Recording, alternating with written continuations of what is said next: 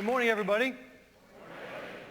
So it's the first time I've been acquainted with TED, and what everybody told me who's sort of under 30 in my office was that, TED's the shit, and here's what you have to worry about when you're going to make a TED Talk.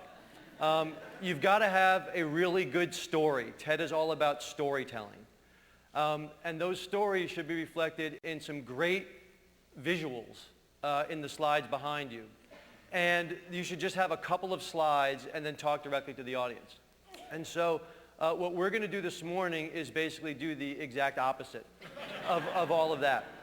And there is an intentionality to this. What's going to be behind me while I'm talking is a fairly boring PowerPoint presentation with a white background and just the faintest hint of a graphic design element and a couple of key words. And so you'll bear with me as that's going on. So as I thought about the topic of the theme of this gathering today is here and now.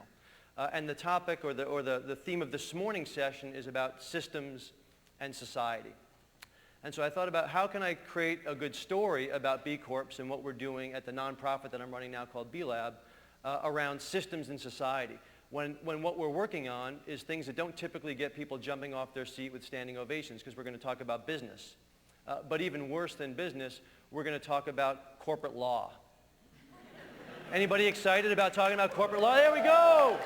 Let's hear it for the lawyer in the house. We're going to talk about, and worse than corporate law, we're going to talk about standards, which obviously is always something that rivets people and gets them out of their seats.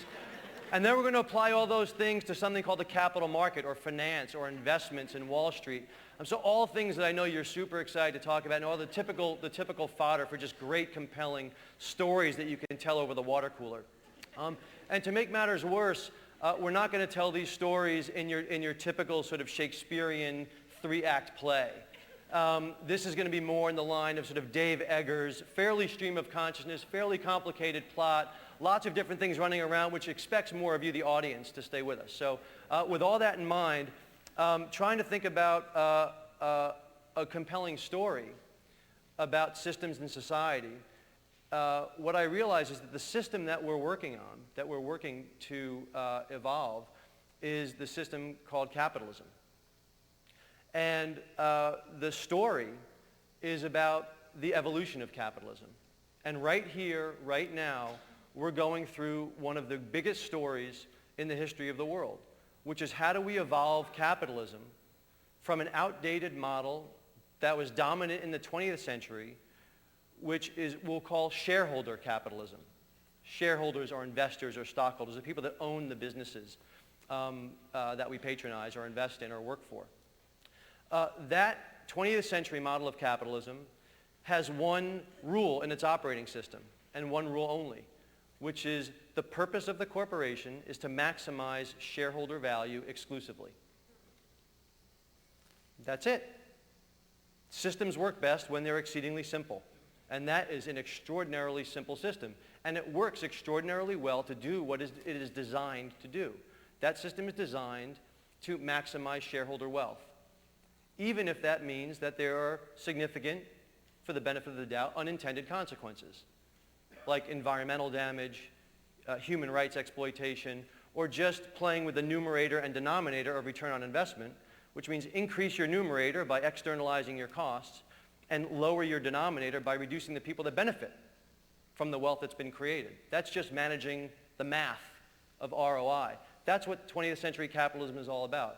And what we're at right here, right now, is at an inflection point in the evolution of capitalism, moving towards a stakeholder capitalism, where the new operating system of capitalism is going to be about walking and chewing gum at the same time. It's about how do we create value not only for the shareholders that create the capital that enable us to grow and build our businesses, but simultaneously, how do we create value for society at the same time, for the workforce, for our communities, and for the environment. So that's basically the nutshell of what we're talking about. If there were a blurb to this story, the blurb has been written by a writer for Esquire, who also does some stuff for Mother Jones, who said that B Corps might turn out to be like civil rights for blacks or voting rights for women. Eccentric, unpopular ideas that took hold and change the world. Like every good blurb, it's fairly hyperbolic, and we do appreciate that. And I want to point out one of the problems with forums like this and the current sort of zeitgeist of storytelling is that a good story is not the whole story. Because behind every good story is either fact or exaggeration. It may be part of the story, but not all of the story. And so one of the main things I'd like you to take away from this, when we talk about green business, responsible business, sustainable business, a new capitalism, a creative capitalism, a conscious capitalism, we have to get behind the stories. Because anybody can tell a good story. The question is, what are the facts behind that story? And are they telling the full picture? And are they backed up by standards and metrics and ratings and things that make us trust in the story that we're being sold? Stepping back, the context for this, as someone who grew up thinking he wanted to be in politics or to run a nonprofit one day or do a great job as an educator, as good as what's going on with Chris at SLA, it was pretty devastating for me to recognize that governments and nonprofits are necessary but insufficient to the task of solving our most challenging problems. Whether you care about local living economies, sustainable agriculture, climate change, or poverty here or abroad, government's not going to be enough. Ideologically, wherever you fit on the spectrum, whether you want government to be involved or enough, I got news for you. Over the next 20, 30, 50 years, government will have less resource than it has now, not more. And even now with the resources we have, we're not making a dent in 3 billion people living under $2 a day or addressing the impact of climate change quickly enough. Nonprofits, as wonderful as they are, and as many places as the market cannot reach, and as important as that is for nonprofits to do there, it's really tough to do scalable change when you're walking around at the beginning of every year with a begging bowl, hoping that people take whatever's left in their pocket at the end of the year and give it to you to do your good works. Alms for the poor is not going to be sufficient. So the hard reality is that we have no choice but to harness the power of business to solve social and environmental problems. Business represents 3/4 of US GDP and probably a bigger share of mind and cultural footprint.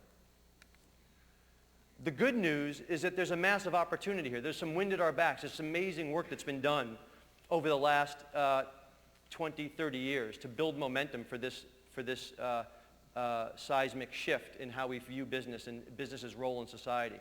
There are over 60 million Americans who say that it matters to them not just about cost and convenience and quality, but also about the social or environmental impact of the products that they buy and the companies that are behind those products. There's $2.7 trillion worth of invested capital in the United States alone that's focused on more than just financial return. This is the socially responsible investing movement. And there's over 50,000 businesses across the country that are self-proclaimed triple bottom line businesses or sustainable businesses, folks that are focused on not just financial profit, but also people and planet and how their business impacts those things. The problem is that there's a lack of infrastructure. When I left Dan1, spent a couple of years with my partners, having been inspired, having had that insight that business needed to be part of the solution, not just part of the problem, talking with hundreds of entrepreneurs and investors and academics all around the country, and what became clear that it was a lack of infrastructure preventing those businesses from really scaling with the speed commensurate with the need. The three elements of infrastructure are these boring things, right? Because infrastructure just ain't sexy no matter how hard we try, right? Corporate law actually is unsupportive of businesses thinking this way with a triple bottom line attitude. There are no standards that let you know whether a company is green or responsible or sustainable, as they say. And there's a lack of access to capital that's focused on more than just sort of a negative screen to not put your money in tobacco or alcohol or something like that. To drive that point home, because there is some debate about this, there was a recent Delaware court case. Delaware is sort of the seat of corporate law in the United States, where Delaware confirmed in a famous case of Craigslist versus eBay that the only game in town, if you're a U.S. corporation, is to maximize shareholder value. That makes it awfully hard to care about what you're doing with your employees or what you're doing with your community or what you're doing with the environment when that's the law of the land, and if you don't do that, you can get sued. So the link of this from society and systems is systems should exist to serve society. And right now our capitalist system is not serving society, it's serving shareholders. And we can't run around expecting different outcomes until we change the rules of the game. But the story of a new capitalism, the story of an evolved capitalism, a stakeholder capitalism, doesn't manifest as an abstract idea. It manifests in the individual entities that are out there transacting business all day, that we can build, invest in, work for.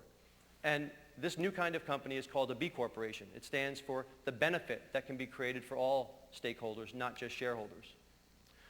A B Corp meets higher standards of corporate purpose, accountability, and transparency. And most importantly, higher standards of performance measured by an independent third-party standard.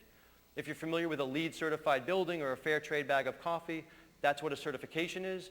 Think about the same thing, but the aperture on your lens is wider. The aperture is looking at the whole business. Because it's nice that it's a fair trade cup of coffee, but if they're dumping effluents or treating their workers poorly, that doesn't really help anybody. If you're giving all your profits to charity, but you're dumping toxics in the river behind your factory, that's not great either, right? So the issue is, how do we look at the whole company? And what we're doing is we're taking all these diverse movements, from the sustainable ag movement that we talked about before, to microfinance, to clean tech, to organics, to buy local, and we're saying all of those are manifestations of the same idea. How do we use business as a tool for social change? Whatever your passion is, the frame that you're fitting in is, how do I use business as a tool for social change? And how do we amplify the voice of this diverse marketplace behind the power of a unifying brand that stands for a better way to do business? The legal standards that B Corps meet is quite simple. They are legally obligated through a change to their corporate documents to consider the impact of their decisions not only on their shareholders but also on their workforce, their community, their suppliers, their consumers, and the environment. Pretty simple, but a fairly dramatic shift in whose interest the corporation is serving. They also meet performance standards. Those performance standards vary whether you're a service company or a manufacturer or a wholesaler, you're a paper mill or a footwear business or whatever, a law firm, and you're asked different questions, but they always talk about your company's employment practices, supplier practices, community engagement, and environmental practices. And the company has to achieve a minimum score of 80 out of 200 on an independent rating system run by a nonprofit in order to be eligible to be certified as a B Corporation. But even if they scored 140, they're not eligible to be certified as a B Corp unless they make that legal change so that that positive impact is built to last, not just through sort of the charismatic early CEO who sort of aligned with those values. Why do standards matter? How do we tell the difference between a good company and just good marketing? It's just a very simple question. Today, everybody claims to be green, responsible, and sustainable. And when everybody claims to be the same thing, those words mean less and less. Standards matter to lots of different people. As consumers, I can look for a fair trade symbol and identify that attribute about that coffee. Or I can look for the LEED plaque on a building and know that that building was met certain green building standards. So we as consumers use certifications like we look for brands. It's how you know what the brand stands for. But certifications are backed up not just by marketing, but they're backed up by rigorous third-party vetted audit process. Investors don't call it a certification, they don't call it a brand, they call it an asset class. But it's basically the same thing. How do they identify a certain class of investments that's having high social and environmental impact? And again, that's based upon, you need ratings to do that. Policymakers, like those in Philadelphia that wanted to support certified sustainable businesses, they created a tax break right here in Philadelphia. The first tax break in the country for certified sustainable businesses was done right here in Philadelphia in December of last year. That's a big, big deal.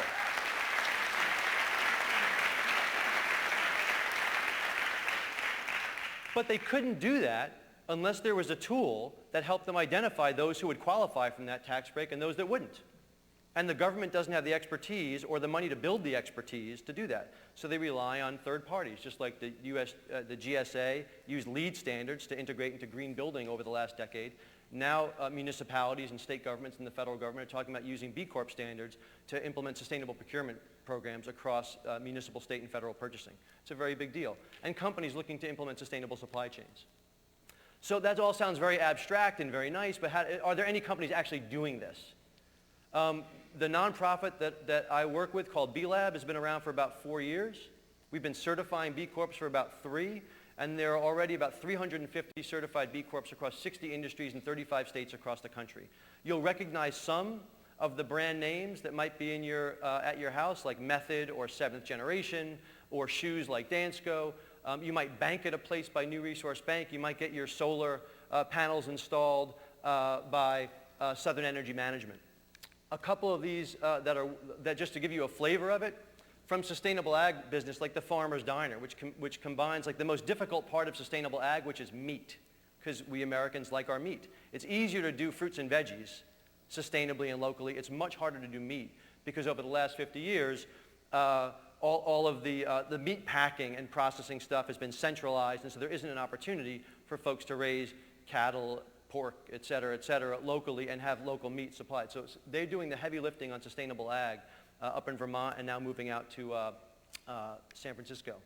Another amazing company out of New York City called the Freelancers Union. 30% of the American workforce is independent workers with lack of access to health care.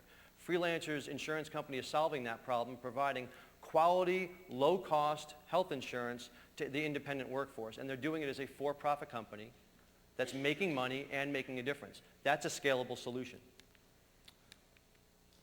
Manufacturing, heavy manufacturing out of Grand Rapids, Michigan, a company called Cascade Engineering, doing the same thing at scale, over 1,000 employees, $250 million company doing sustainable manufacturing at scale, moving into renewables. This group of companies has moved beyond certification to legislation. They're using they're now more than a community of companies. They are a constituency for the political change to create legislation that institutionalizes these values. And so Benefit Corp legislation is a legislation to create a new corporate form, no different than a C Corp or an S Corp or an LLC, that is passed in Maryland and Vermont into this year. It's been introduced in New York, New Jersey, Pennsylvania, and Michigan in 2011, and there are another 8 states waiting in line to pass legislation to create a new corporate form to give entrepreneurs and investors another choice about the type of institution they want to create. The last piece of this is moving into capital markets. $2.7 trillion worth of socially responsible investing. A tiny fraction of that is invested directly in companies to create social and environmental impact. You can't invest for impact unless you measure impact. And a rating system, like the GEARS rating system that we've developed, which is using the same tool that we use to certify B Corps, but move it towards using it for investors to make better investment decisions. A rating system helps differentiate those who are making a difference from those who are simply telling a story. Again, that's the problem with the story not being sufficient. There are 25 GEARS Pioneer funds, half of them in the US, half in emerging markets. And over the next 3 months, we're going to be going into 30 countries, creating ratings for over 200 companies around the world that are using investment capital, business capital, to try to solve some of the world's most challenging problems. From sustainable, renewable energy water purification systems to anti-malarial bed nets in sub-Saharan Africa. All of this is happening at an incredibly historic time, from Bill Gates talking about creative capitalism, or Muhammad Yunus, winner of the Nobel Peace Prize, talking about social business, or Thomas Friedman talking about the need for a green, sustainable economy as a national security imperative. As if we didn't need those reminders with a financial crisis and environmental disasters, et cetera. This is all happening at an incredibly important time in history, and we have an opportunity here and now to seize this opportunity to build a new sector of the economy that marries the power of business with the purpose of civil society, where organizations are founded to be purpose-driven, and their purpose is to help alleviate poverty, build stronger communities, create great places to work, and restore the environment. Thank you. Last piece is all of that. We talk about, the best story is a simple story. The simplest way to think about what B Corps represent and what this is to think about applying the golden rule to business. Do unto others as you would have them do unto you. But don't just take their word for it. Make sure it's backed up by standards. And if we can do that, that'll be the greatest story ever told. Thank you very much.